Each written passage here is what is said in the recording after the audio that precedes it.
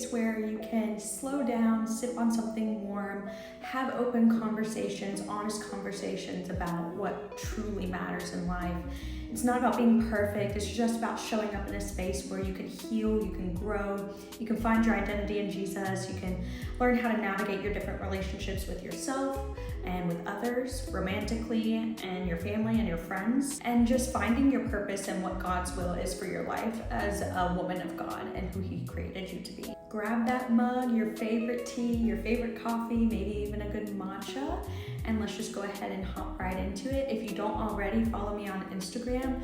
It's at Sip and Sparkle Lounge. You can just go there where we can have more conversations outside of this coffee chat.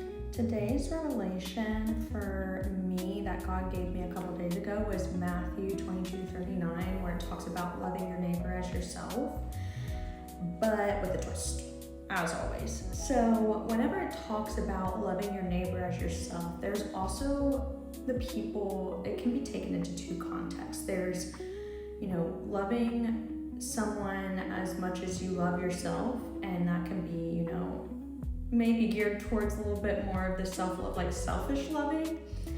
And then there's the reverse of it, which is what He gave me the other day, which is loving yourself as much as you love other people. It's not about loving yourself more than another person or loving another person than yourself. It should be that equality that it talks about in that verse. And I think it can be taken so out of context sometimes. There's a clear distinction between pride and exalting yourself up and the God-given identity, like the identity that he gives you, the God-given confidence that He gives you. Pride kind of takes it into a context of, look how good I am, look how great I am, like look how pretty I am, look how perfect I am, and just kind of exalting yourself above really anything and everyone and putting yourself on a higher pedestal than honestly we probably any of us deserve.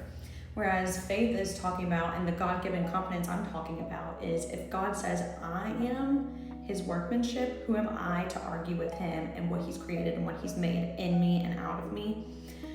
And I just kind of thought about it in a way that's, how many times do I go out of my way to encourage somebody else or give them advice that I would want for myself, and kind of treat them in a sense like boost them up, boost their confidence, tell them how, give them all the confidence and all the compliments. How many times do I do that for somebody else versus doing that for myself?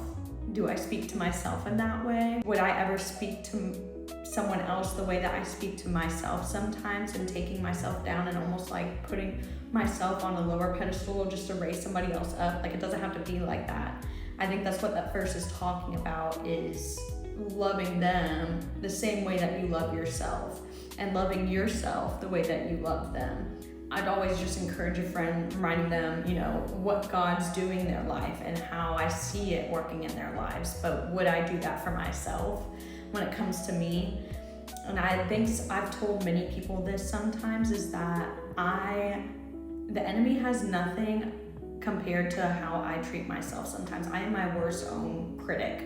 I'm the harshest critic. I'm so hard on myself, and you can ask anybody around me, my loved ones, my husband, my family, all my friends, they would just tell you the same thing. Like, I'm so hard on myself, and it causes a lot of stress and anxiety. But I don't do that to other people. Like, I wouldn't put that same stress and anxiety on other people. I'd be like, why do you feel that way?